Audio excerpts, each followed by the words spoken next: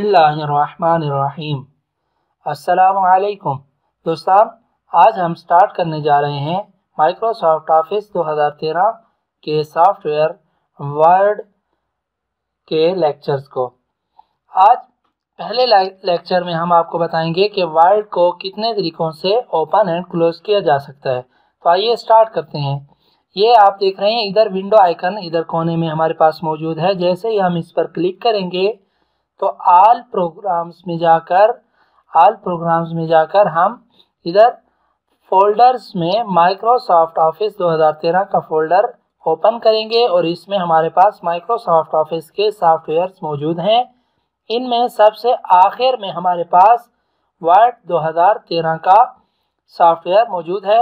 इस पर single click करने से हमारे पास वर्ड 2013 या कोई भी वर्ड सॉफ्टवेयर आप इसी तरह ओपन कर सकते हैं।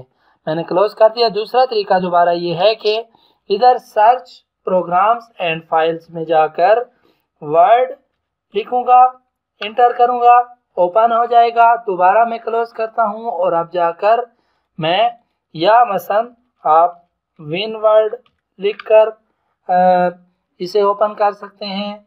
और इसके अलावा आप जाकर इसकी शॉर्टकट की भी बना सकते हैं। तो शॉर्टकट की बनाने के लिए हम दोबारा इधर ऑल प्रोग्राम्स में जाकर माइक्रोसॉफ्ट वर्ड के सॉफ्टवेयर पर राइट क्लिक करेंगे और देखेंगे प्रॉपर्टीज़ में जाएंगे। हम आप आगे प्रॉपर्टीज़ में इधर आप देख रहे हैं लिखा हुआ है शॉर्टकट की।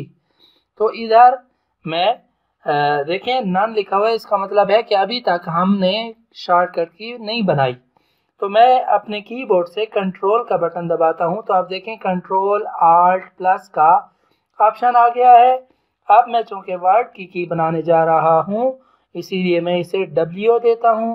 तो आप देखें मैं इसे ओके करता हूं, ये कंटिन्यू, और हमारी शॉर्टकट की वर्ड की बन गई है। और उसको ओपन करने के लिए सिर्फ हमें कंट्रोल आल्ट और W कीबोर्ड से इन तीनों बटनों को इकट्ठा प्रेस करना होगा। ये मैंने प्रेस किया, देखें मेरे पास ओपन हो गया।